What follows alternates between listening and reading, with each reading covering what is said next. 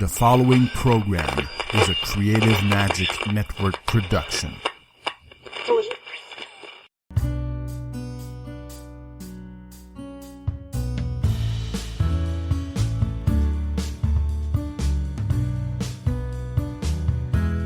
Hello, ladies and gentlemen. This is Maxwell Ivy again. Max to all of you out there. Some of you also know me as The Blind Blogger. And we're here again today with the What's Your Excuse show on the Creative Magic Network. And I'm blessed to be with my friend and partner and co-host, Frederick By. And today we have another great guest, Michael Hyder, who he will tell you about in a minute. I am also the author of Leading You Out of the Darkness into the Light, a Blind Man's Inspirational Guide to Success. How are you doing today, Frederick? I am fabulous. And I am, excited for this show. I think it's a very important subject. I think it's a subject that is in alignment with your show, Max. We have an interesting guy. I had him on my show maybe a month or so ago. And, he's a very, very deep guy, positive guy. And there's plenty to talk about with him. His book is Spiritual Healing, Making Peace with Your Past.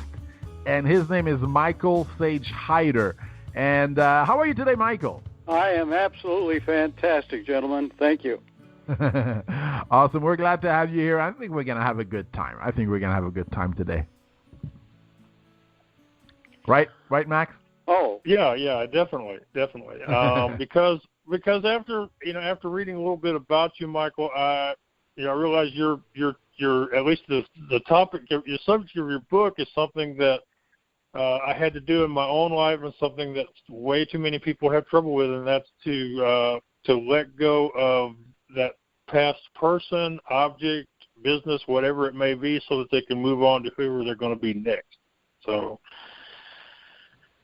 I did. I read a little bit about you, Max, and you fit perfectly into my philosophy that we'll talk about at length here in a minute. But my 14 famous words are, I alone am responsible for how I feel every conscious moment of my life.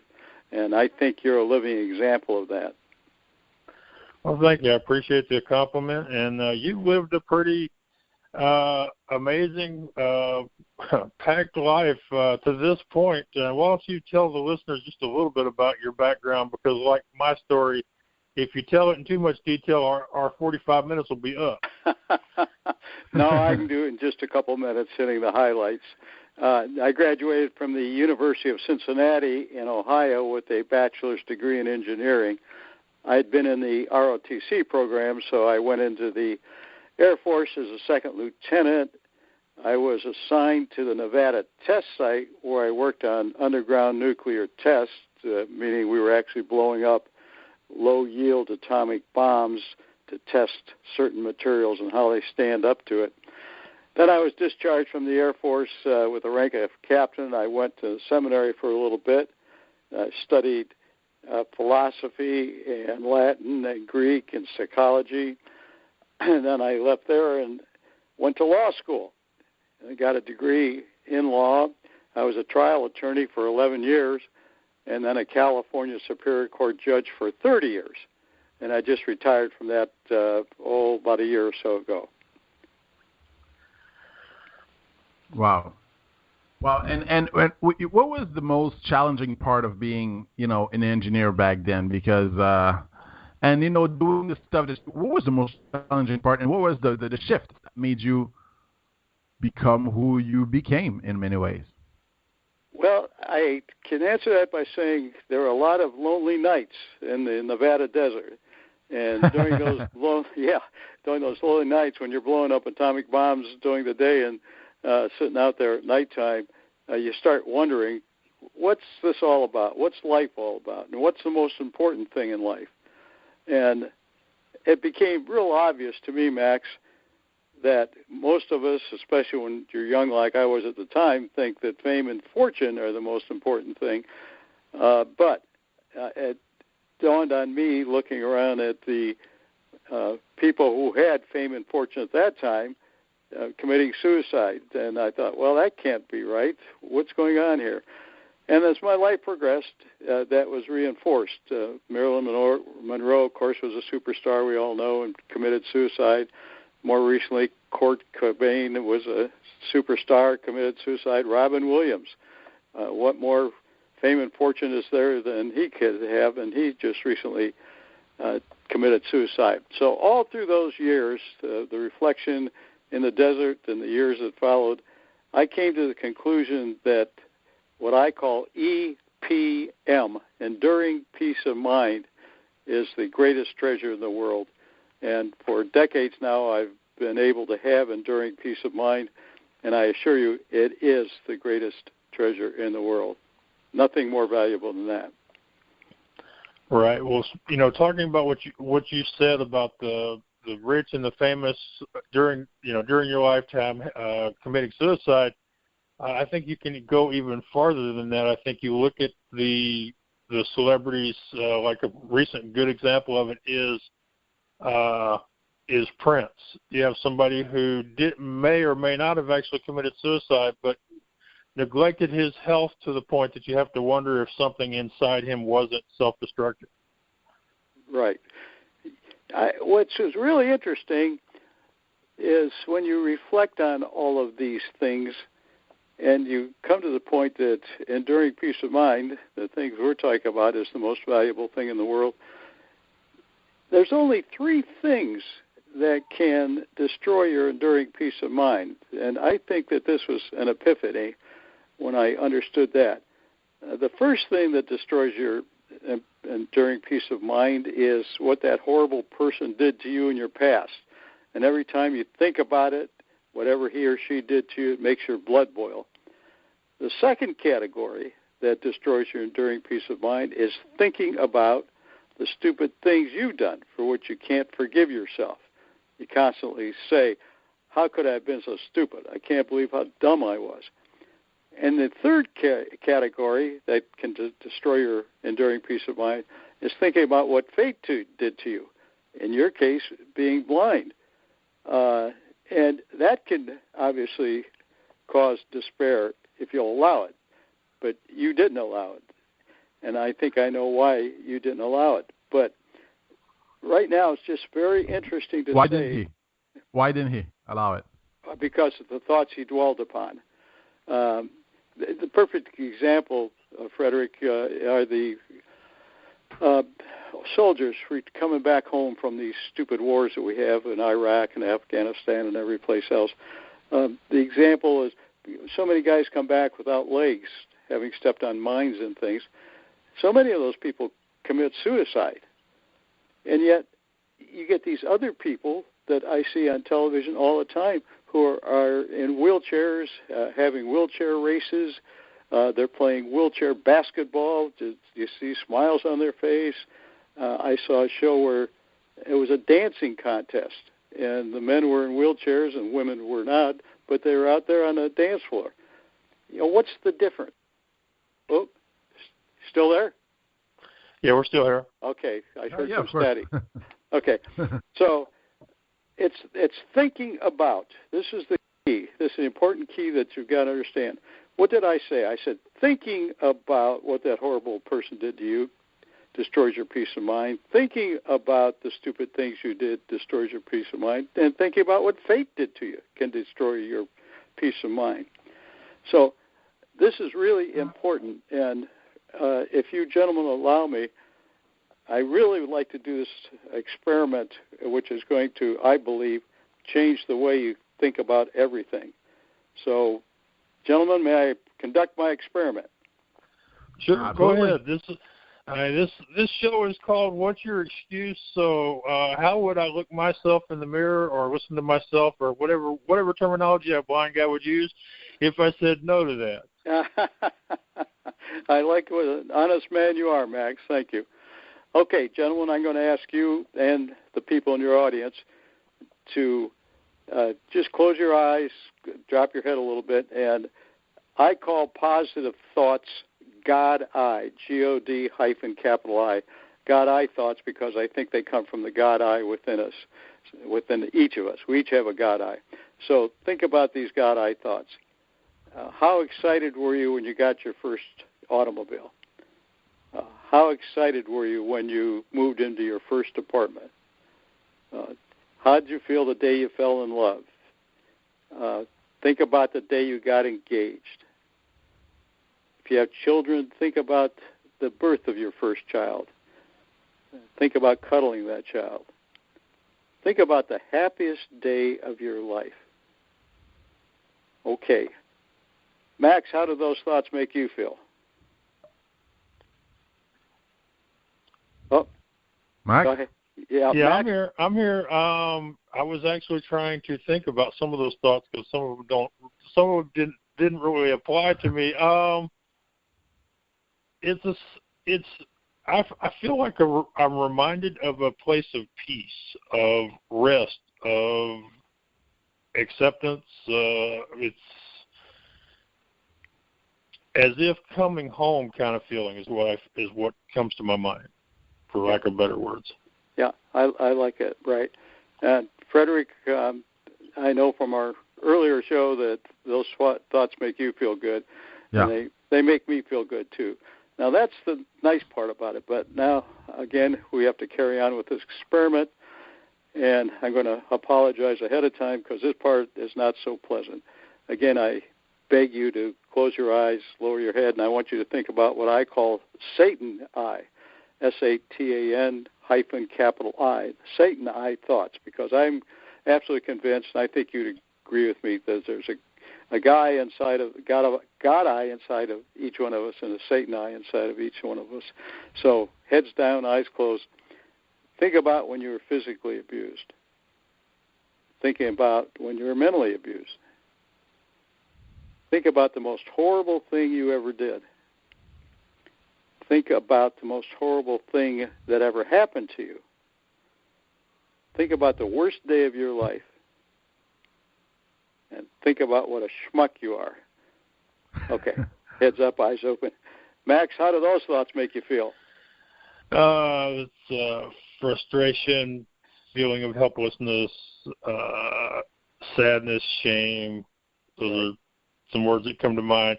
That last one actually made me smile a little bit, just because of the words you used. But yeah, but we all been there. We've all been there. We've all done that. And Frederick, I know that they make you feel bad too. They make any normal, reasonable person's going to admit that those kind of thoughts make you feel horrible. So what have we learned? And this is so important. It'll change your life. We learned that the type of thought that I choose to dwell upon in the present moment determines how I feel in the present moment. If I let myself think about the God eye positive thoughts, I will feel positive. If I allow myself to dwell upon the Satan eye negative thoughts, I will feel negative. We just proven that beyond all doubt. You know, when I used to handle murder cases, I used to tell the jury that you've got to find the defendant guilty beyond all reasonable doubt. Well, we've proven beyond all doubt, it's even a higher standard, that the type of thought you dwell upon determines how you feel in the present moment. So you don't have to be a rocket scientist if you accept that, and you'd be foolish if you don't accept it, because we proved it uncontradictedly. The type of thought you dwell upon is to determine who you are. So you say, I think I'll just dwell on the God eye positive thoughts and kill all of the Satan eye negative thoughts. And I've been doing this for decades, and I tell you, gentlemen, it really does work. So the technique, now, here's the technique when you how to get rid of those Satan eye negative thoughts. It's called SOAP. That's right, SOAP. And obviously that's an acronym for S, stop, O, obliterate. Obliterate means to kill. A is alter, and P is praise. So every time that you realize that you're... Just hold your thought, Michael. Just hold it out. We're going to go into a little break, and we'll be right back. So absolutely. Once again, we're here with Michael Sage Hyder. He's the author of Spiritual Healing, Making Peace with Your Past. Go get that book right now. You need to make peace with your past. And right before continuing this conversation, guys, if you have a passion, something that fuels your curiosity. Well, on top of getting fascinating interviews, such as this one, straight to your inbox when you subscribe to our free Creative Magic community, you will get super cool exclusive gifts in return, such as the ebook Happiness Quotes by the Ambassador of Happiness, herself, Maura Sweeney, one of our hosts, and also an exclusive conversation with two of my favorite people, Alex Okoroji and the blind blogger Max Ivy. Yours truly right now, right here, as we talk the influence of friends and college education on our lives, the competitiveness in a crowded field, and the importance of business and financial education and arts and entrepreneurship and more. And also, Alex has a special gift for you inside a book. Normally you have to pay for it in Amazon, but you get it for free right here, right now, just because you're part of the Creative Magic community. I promise you will get inspired and entertained. So subscribe for free at Frederick By, that's Frederick with a C, by like bye.com. All right, Michael, you were talking about soap, and go ahead, tell us, what is soap about? Soap is about getting rid of all the Satanine negative thoughts that come into your mind, and that's essential if you do want to have an enduring peace of mind. Mm-hmm. So the method is every time you realize that you're dwelling on a negative thought, you say, stop, stop. You can yell it out. If you're in public, maybe not so loud, but stop. You always obliterate. You kill that thought. I stab the thought. My friend Butch Hughes, who's a baseball coach, says he throws the negative thought up in the air and knocks it out of the ballpark. So any instrument you want, but you got to kill that thought. Then you've got to alter it. If you don't replace the negative thought with a positive thought, you'll have that negative thought coming right back to you. So you think about the good things. You gentlemen are both very successful, obviously. Think about your success. Think about your programs, the guests you've had, whatever it is, whatever makes you happy, the God-eye thoughts. And then you praise. I believe that you need to praise a higher power, so praise God for all that I've received and all I have. And it works. It'll take you from negative thinking to positive thinking in a heartbeat. But this is like any other skill. It's got to be practiced. You know, the best baseball player in the world didn't go out there and become the best baseball player on day one. It was practice, practice, practice. Same thing with any ball player, any sports. So you got to practice this soap until you get it down cold. And I do have it down cold. I get experience I had recently. Some guy cut me off, and I really started to boil, and then I thought, no, I alone am responsible for how I feel every conscious moment of my life. So, and those 14 words you got to live by, but here's how you get there. We know from our experiment that we just did that there's a positive force inside of us, the God-I that I talk about, that pumps these positive, rich, good, uplifting thoughts into our mind. And we know, I think without any doubt whatsoever, that there's a negative force living inside of us, so that I call the Satan-I, that wants to pump these negative, untoward, evil, self-defeating thoughts into our mind. What a schmuck you are. The third thing we know from absolute certainty, as we just proved, is that if I dwell on the God-I positive thoughts, I feel positive. We know, this is a fourth thing, with absolute certainty, that if I dwell on the Satan-I negative thoughts, I'm going to feel negative. Okay, we can't get around that. This is undisputable. The fifth thing we know is that if I have a method such as soap, then I can control the type of thoughts I dwell upon. I control it by getting rid of all the Satan-I negative thoughts out of my mind, which means that I'm then able to control the feelings in the present moment. Since, as we proved, dwell on positive thoughts, you feel positive. So if I kill all the negative thoughts, I can control my feelings in the present moment. That's a big deal to realize that I can control my feelings. I can get rid of all negative feelings by getting rid of all negative thoughts. And therefore, this is a pill that's hard to swallow, that makes you responsible for the type of thoughts you choose to dwell upon, which determines your feeling in the present moment. You must, whether you like it or not, accept full responsibility for how you feel in the present moment. There's no other way around that. You're responsible because of the thoughts you dwell upon. So, number 7, I'm going to give you these great 14 words to live your life by. And if you'll live your life by these 14 words, then you'll have a good life. And those 14 words are, quote, I alone am responsible for how I feel every conscious moment of my life, end of quote.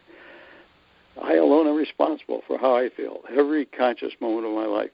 And we see it all the time. Max, you're being blind. You fall into the category of Ray Charles and Stevie Wonder and all those people who didn't let blindness hold them back at all. They dwelled on the positive thoughts. I can do stuff. I'm blind. That doesn't mean I have to sit in a corner and just shrivel away. I can do things. I can have a radio station, a radio call. And you do it because you dwelled on those kind of thoughts. And go ahead. In my case, it started with something much smaller than doing this podcast, and the idea that I could do this podcast came from the fact that other things that I had tried that I didn't think I could do or wasn't sure I could do worked, and I was able to use those experiences to make the idea of having this show much easier to take and much easier to get through. So, but the thing I wanted to go back to when you were talking about choosing how you feel in every given moment is you mentioned the one thing I also mentioned in my recent book, and that is I think way too many people in the self-help industry, let's call it, make this idea of choosing how you're going to feel or choosing to be happy or that you can use affirmations to be happy. They make it sound too easy. They make it sound like you can fall out of bed today, start doing this particular procedure, and it'll work for you right away. But it seems to me that far too few people put the emphasis on the fact this is something you're going to have to practice and learn, and in a certain sense, relearn the way you do everything in your life. Couldn't agree with you more. It's a skill, and any skill takes a lot of work to develop. You're absolutely correct, Max. I couldn't agree with you more. That's why I said it's a skill that you've got to develop. You've got to live this type of life. You've got to say, every time you feel negative, this is a two-way street. I talked about the thought you dwell on. You can realize that you're dwelling on a negative thought and so put it away. The other side of the street, coming the other way, is if you feel bad, if you'll stop, you'll find out that every time you feel bad, it's because you're dwelling on a negative thought. And when I say feel bad, I'm not talking about physically or anything like that. I'm talking about mentally, emotionally. You're down in the dumps. You feel bad, people will say, I'm just feeling rotten. I'll say, what are you thinking about? Oh, yeah, I am. I am thinking about that stupid thing I did yesterday. It's really upsetting me. But you are 100% right, Max. You've got to develop the skill. You don't, as you said, fall out of bed and feel happy every day. That's ridiculous. And I agree with you that there are a lot of charlatans out there trying to make it sound like it's really easy. It ain't easy. You got to develop the skill. I get asked, I do a lot of interviews, and I did a lot of them before starting my own show, and I used to get asked that quite often. Max, is it easy to be a positive person like you are? And I would tell them, it's not easy. It takes lots of work and practice, but anybody can do it if they're willing to follow a particular practice on a regular basis. So, it seems like there are just so many people out there who will tell people, if you just say this, if you find you pick a phrase that embodies who you want to be and you say it 3 or 4 times a day, you'll become that person. But they just make it sound way too easy. And I don't know if you've ever read any of the writings by John Morrow. He's a blogger who's in a wheelchair, and he's not let his disability get in his way. One of the things I love about him is he's brutally honest about how hard it is to make a living as a blogger or an author, or some of these professions that are different than the ones that most people grew up with. And I just think we do people a disservice when we don't stress that it does take practice, and they're not going to be good at it right away. They shouldn't beat themselves up or allow themselves to feel negative feelings when they're not good at it right away. You're speaking to the choir.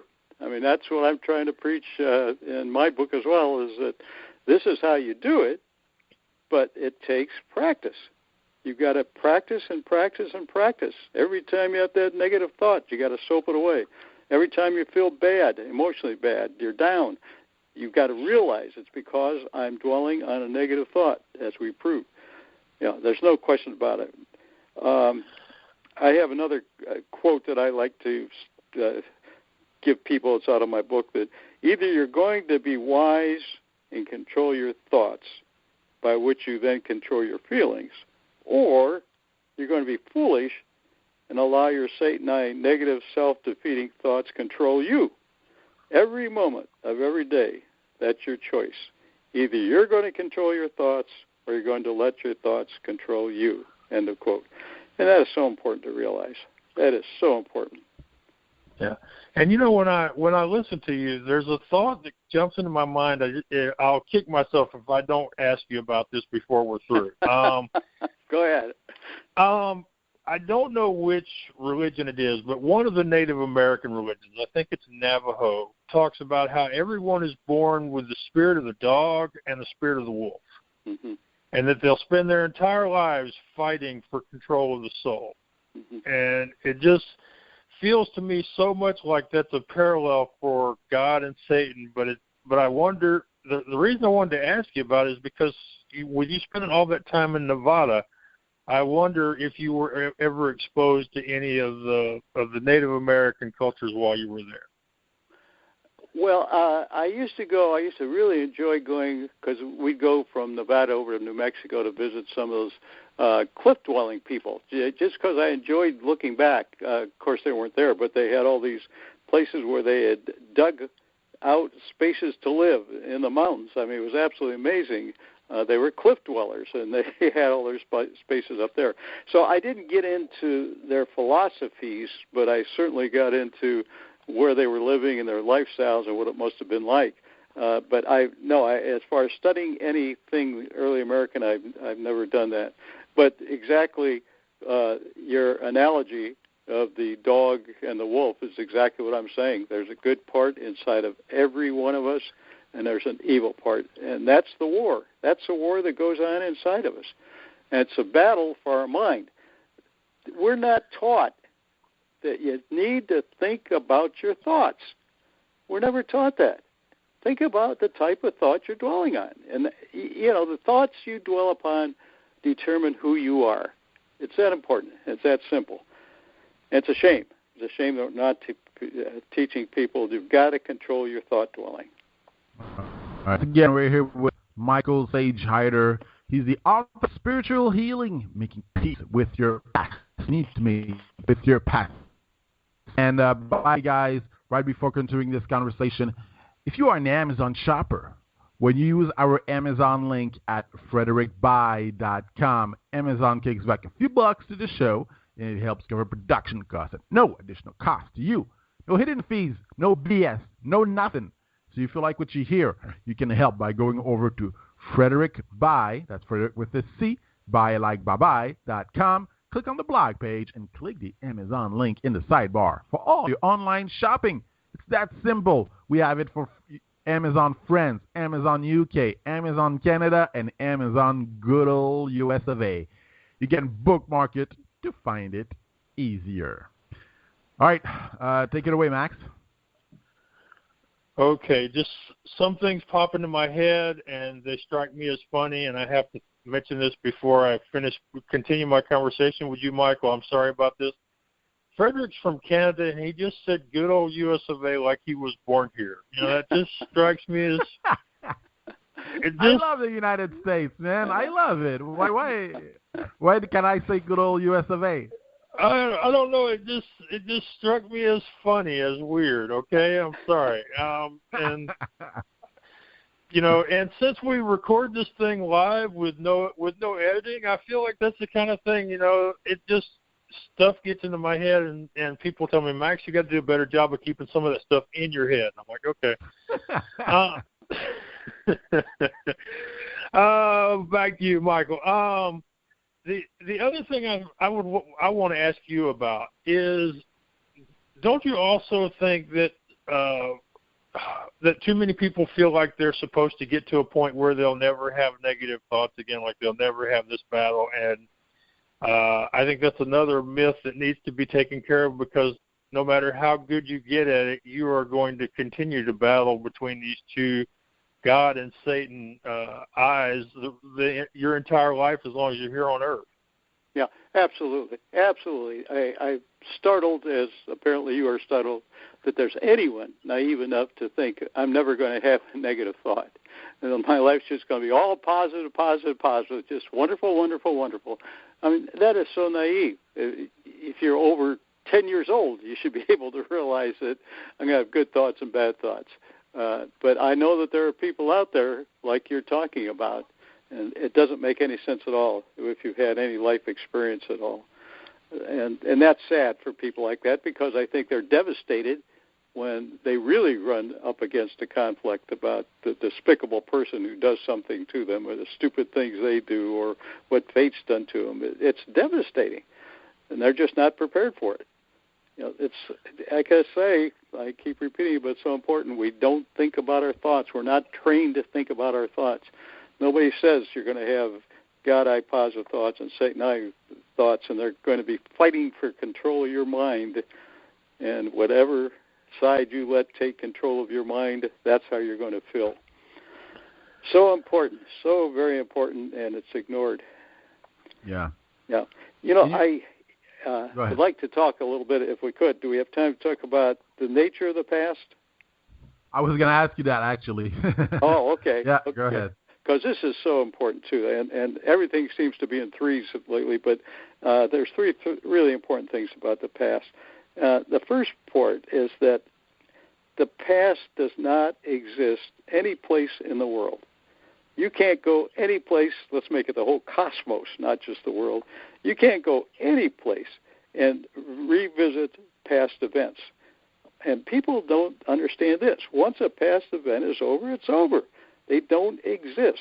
What happened to you 20 years ago, 10 years ago, or this morning doesn't exist anywhere in the entire universe. And people don't know that that's so very true, that it's not the event that keeps hurting you, because once the event's over, it can't hurt you. It can't hurt you ever again. It's thinking about the event that hurts you. And I've come up with this little analogy about a unicorn. Now, I think that all of us would admit that a unicorn doesn't exist, but you can have thoughts about a unicorn just like you can have thoughts about past events. But a unicorn can't hurt you, and if you let the thoughts of a past event hurt you, it's your own fault. You'd be foolish if you let thoughts of the unicorn hurt you or thoughts of the past event hurt you. They don't exist, the past events, and you should never allow the thoughts of those non-existent past events hurt you in the present moment. And, of course, you avoid being hurt by controlling your thought dwelling.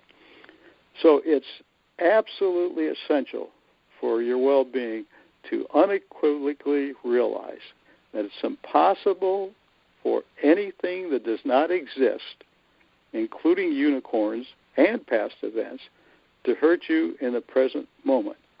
It can't happen. That's startling, because if something's happened to you in the past that keeps bothering you, you think it's that event that keeps bothering you. No, it's not that event. It's your thinking, your Satan-I negative, stinking thinking about a non-existent past event that continues to hurt you in the present moment. So what's the solution? Soap. Stop. Killed. Stab, stab, stab. alter and praise the negative, stinking thinking thoughts out of your mind. And since you know that you've got complete control over the thoughts that your memory feeds into your mind, then you know you can choose to keep the God-eye positive thoughts about your past, and you know you can, and I hope you will, obliterate or kill all the Satan-eye negative thoughts about your past. And that's what brings you enduring peace of mind. So past events can never hurt you once they're over. Now, you could be in a concentration camp, and each day is a new event that could hurt you. But when that day's over, nothing from that day could hurt you again. Thinking about it can, but not the actual physical abuse that you endured. So I just can't express how important that is to come to that conclusion. Gee, that past event that I think hurts me every day is not hurting me every day. It's my thinking about that past event. And I can do something about my thinking so I can get away from being destroyed by that past event. Important stuff. Yeah. Well, here's how I like to think about that, Michael. I like to think about it this way. In my past, there are lots of events, good and bad. And if I choose, I can choose which ones of those memories to play in my mind. Right.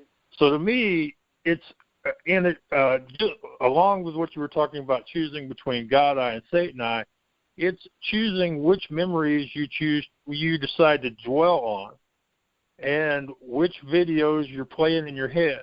And to me, the past isn't a problem as long as I'm playing the good days from my past and using them to create more good days in my future. But there's way too many people, they're still replaying stuff that happened to them when they were 5, and it wasn't a good memory. Right. Oh, yeah.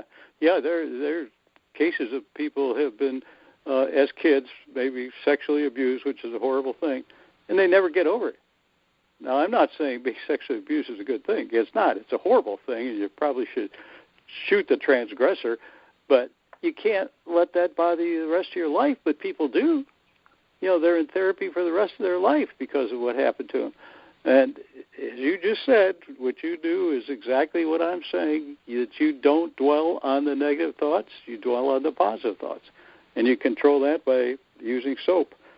So, no question about it. You've got to deal with these thoughts. And those people who let something that happened to them 20 years ago still bother them today think it's the event that's bothering them. They're not perspicacious, jumps into my mind. They're not perspicacious enough to understand it's not the event that's still hurting you. It's your thinking about the event that's hurting you.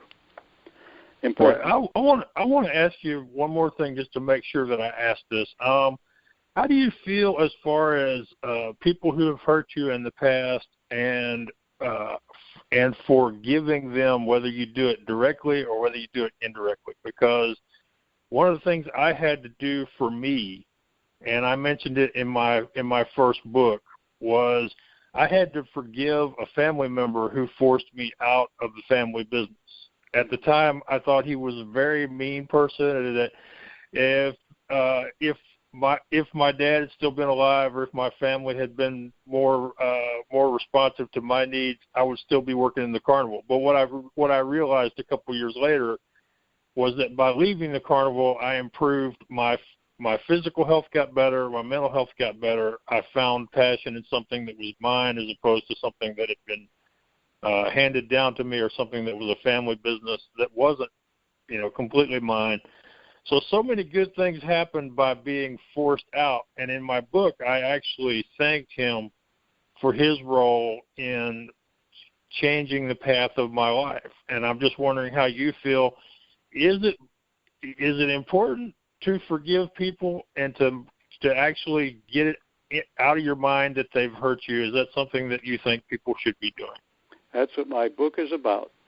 You hit it right there, square on the head. That's exactly what it's about.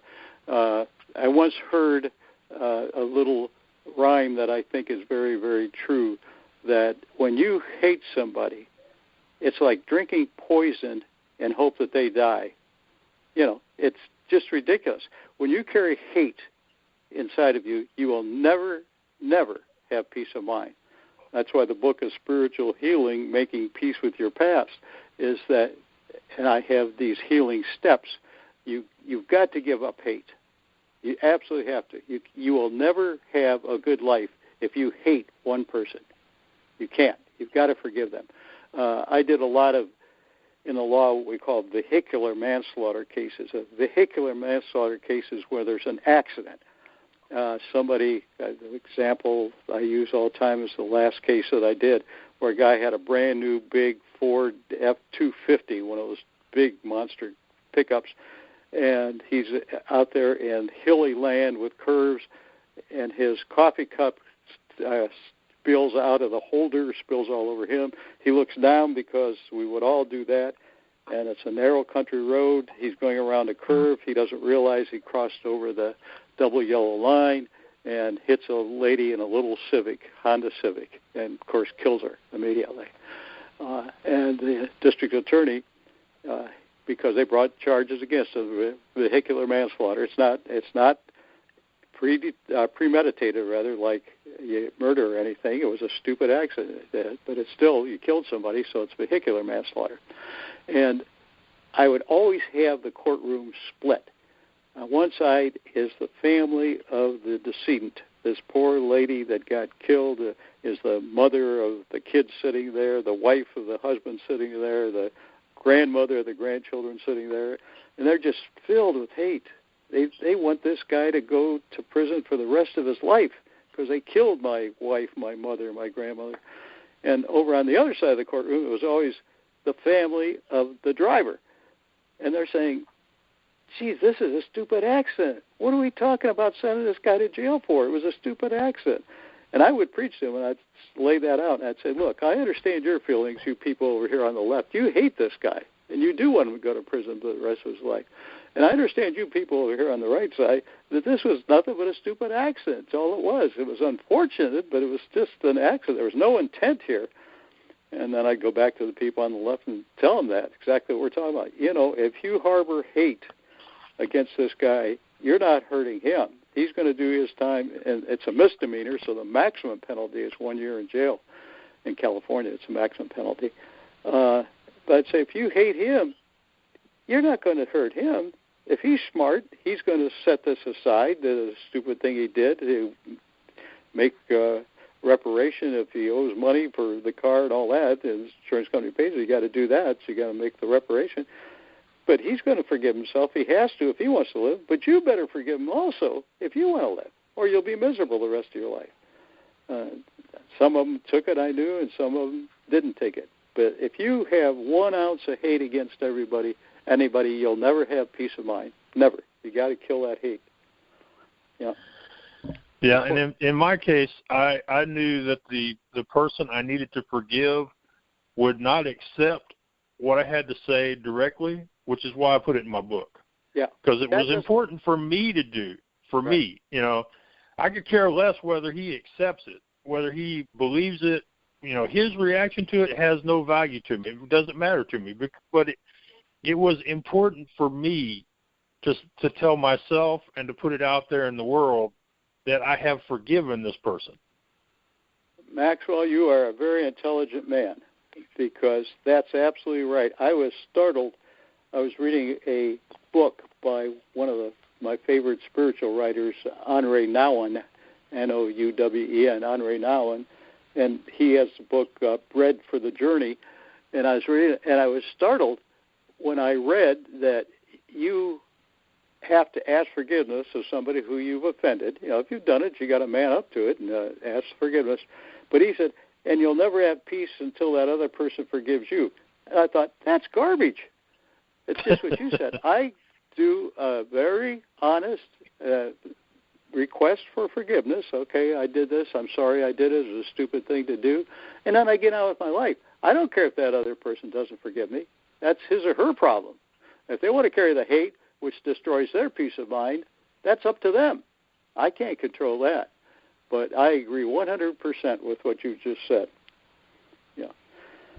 Right. You know, we're going to have to wrap this. I think this is such an interesting conversation. We might have you for a second part, Michael. I'm all for it, buddy, anytime you want to. we got about a couple minutes left, Max. Yeah, Michael, why don't you tell people the name of your book again and your how they can get a hold of you if they want to book you to speak or have you help them with forgiveness or whatever. Just get your stuff out there before we're finished here. Thanks, Max. I really appreciate that opportunity. The name of the book is Spiritual Healing, Making Peace with Your Past. If I was doing it over, I'd probably give it a different title because it applies not only to the past but the present and the future. I've met so many people that are anxious about the future and have fears about the future. Well, it's the same thing. They're dwelling on Satan I negative thoughts instead of the God I positive thoughts. And the author is myself, Michael Sage Heider. Heider is Hider, like spider or cider. You should be able to get the book at any bookstore, any good bookstore, but you certainly can get it on Amazon.com. They have it there. And there's actually the second printing just came out. It's a revised edition, but you'd probably save money getting the original one. And the second edition, of course, is a little more polished, but the message is still there in both books. So Spiritual Healing, Making Peace with Your Past, Michael Sage Heider. As far as contacting me, I would love to have you contact me. I'd love to have you invite me for a speaking engagement. My email address is E like elephant, N Nancy, D like dog, R like Robert. That stands for enduring, but it's ENDR, PC for peace of OF, and mind, MIND, at gmail.com. So it's ENDRPCOFMIND at gmail.com. Yeah, I'm glad my email program can remember that because I can't. So understand. Well, we've really appreciated having you here with us, Michael, and I agree with Frederick. At some point, we're going to have you back and continue this conversation. And don't change the title of your book. Just use that as the title for the sequel. Yeah, that's a good idea. Yeah, good idea. Good. Yeah. There is more to talk about that we didn't get around to talking about. And I love this that these past events have no feelings in and of themselves. We think they have feelings, but they don't have feelings. But we'll save that for another time. All right, gentlemen. All right. Thanks again, and have a great day, Michael. You too. God bless you guys. All right. Bye-bye. Take care. Bye-bye. All right, Max. Yeah. Okay, me and Frederick, we're going to talk a little bit here about what we learned today, and you can go ahead and hang up, Michael. Okay, I'm off the line. Good luck to you guys. Thanks again. Thank you. All right, bye-bye. All right, hey, Max. Yeah, it's been an unusual day, and it's probably perfect. Or I think the word is apropos because. Michael is talking about some things that a lot of people have trouble with, and many people kind of have an idea of what they need to do, but actually doing it is the hard part. And I think, like I said during our conversation, and Michael agreed with me, there are too many gurus out there who make it seem so easy to replace the negative thoughts with positive ones. And to me, I think it's a big accomplishment for people in the beginning if they can just stop themselves in mid-sentence, or if after they finish saying something negative or thinking something negative, they can tell themselves, "Oh, wait a minute," Right. So it's one of those things. It's just like everything else. You have to take one small step at a time. You're going to have days where you're better at it than you are on other days, and the other thing is he also agreed with me that there are too many people who think that you get to a point where you never think negative thoughts, and that's not the case either. So I think we did a good job today of showing people some of the myths that are out there from people who are, quote, experts. Right. Yeah. I think Michael has such what I like about Michael is that he has a lot of experience. And he did a lot of things, and you can tell in his voice and when he says that, it's coming from experience. It's not just theory out there. It's not just you read a couple of books and then he decided, to write a book. He's really a guy, I think, who had a lot of experiences, and he was a judge. I mean, so many things that he did, and I'm sure in the court of law, I'm sure being in law, you see a lot of things, and you learn a lot about human behavior, right?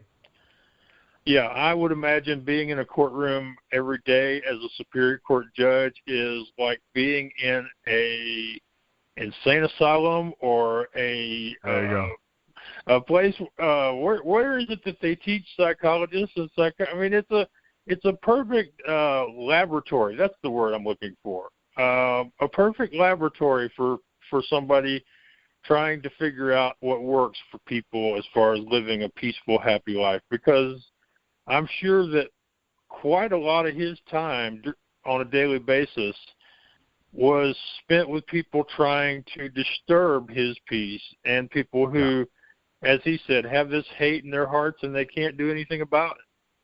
Right.